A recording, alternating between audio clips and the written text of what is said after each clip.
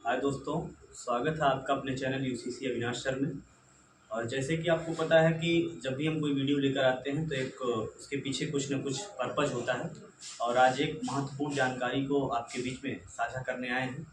और जानकारी ये है कि जो बीएड और बीटीसी विवाद चल रहा था, जिस पर सुप्रीम कोर्ट ने विराम लगा दिया था और जिसमें बता दिया था कि जो डीएलएड डिग्री है अर्थात जो बीटीसी है उसको प्राइमरी के लिए एलिजिबल किया गया था, और जो बीएड डिग्री है उसको प्राइमरी से जो एलिजिबल कर दिया गया था एक गजट के द्वारा, जो 2018 में गजट आया था, उस गजट को उसने रद्द कर दिया था।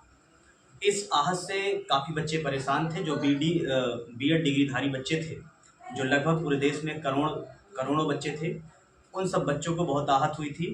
लेकिन बाद में, क्योंकि आर्टिकल 21A का ये उल्लंघन था जिसमें गुणवत्तापूर्ण शिक्षा की बात की गई थी, और यह बताया गया था कि बीएड जो कोर्स होता है वो पेडागॉजिकल कोर्स नहीं होता है। इसीलिए इस बीएड के जो पक्षधर थे या बीएड के जो कैंडिडेट थे उनको पीआरटी से अर्थात प्राइमरी से हटा दिया गया था। अभी 2 दिन की सूचना फिर है। एनसीटी में बड़ी बैठक हुई और एनसीटी ने निर्णय लिया, क्योंकि आपको पता है कि एनसीटी ही इन सभी पर निर्णय लेती है कि कौन से अध्यापक की क्या पात्रता होगी और अध्यापक की भर्तियां कैसे होनी हैं। इन सब का पूरा जो निर्णय लेता है वो एनसीटी ही लेता है। और एनसीटी में जो बैठक हुई और उस बैठक से जो निकलकर बातें सामने आई हैं, उसमें एक बात कही गई है ब्रिज कोर्स की। और इस ब्रिज कोर्स को लेकर के लोगों में बड़ी भ्रांतिमान है। जो नए बीएड कैंडिडेट बीएड कर रहे हैं या जो बीएड कर लिए हैं, अब वो ये सोच रहे हैं कि हम भी एलिजिबल हो गए, जबकि ऐसा कुछ भी नहीं है।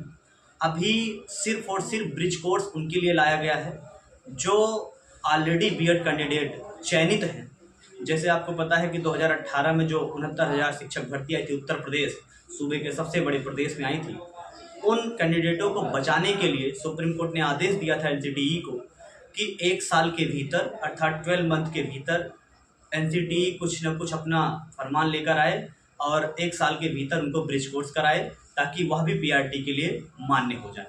तो अभी जो ब्रिज कोर्स आया है सिर्फ और सिर्फ ऐसे कैंडिडेट के लिए जो कैंडिडेट हर एक राज्य में कहीं ना कहीं चयनित हैं। जैसे 2018 में चयनित बिहार में थे, जिनको बाहर कर दिया गया था, उनके लिए भी ब्रिज कोर्स यही है। और अभी इसके पहले छत्तीसगढ़ में भी भर्तियां हुई जिसमें बीएड कैंडिडेट चयनित थे।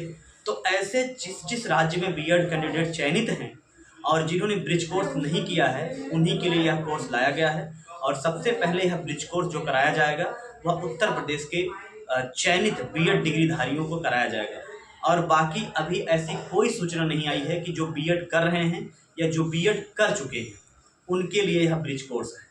लेकिन सवाल ये बनता है कि यह कब से लागू होगा। एनसीटी अपने गाइडलाइन में अभी तक इस बात को नहीं कहा है कि कब से लागू होगा, जबकि सुप्रीम कोर्ट ने कहा है कि अगस्त 2023 के पहले जितने भी लोग चयनित हैं, वो किसी भी राज्य में चयनित हैं, बीएड डिग्रीधारी हैं, उन्हीं के लिए करवाया जाएगा। और केबीएस में भी इसके पहले जो चयनित हैं, तो आपको बता दें बीएड डिग्रीधारी को लिए ये सबसे बड़ी खुशखबरी है कि जो चयनित थे वो सुरक्षित हैं, अब उनका टेंशन दूर हुआ। और बाकी जो अभी नए बीएड कर रहे हैं या 4 वर्षीय जो इंटीग्रेटेड बीएड है, उनका क्या होगा, या जो 1 वर्षीय अगले वर्ष से लागू हो जाएगा 1 वर्षीय बीएड, उनके लिए क्या होगा, अभी इसके लिए कोई गाइडलाइन नहीं आई है। तो आप लोग भ्रांतिमन न रहिए कि बड़े बड़े यूट्यूबर्स और बड़े बड़े आप देखेंगे तो लोग अफवाह उड़ा रहे हैं कि नहीं अब सब मान्य हो गए। अभी कोई मान्य नहीं हुआ है।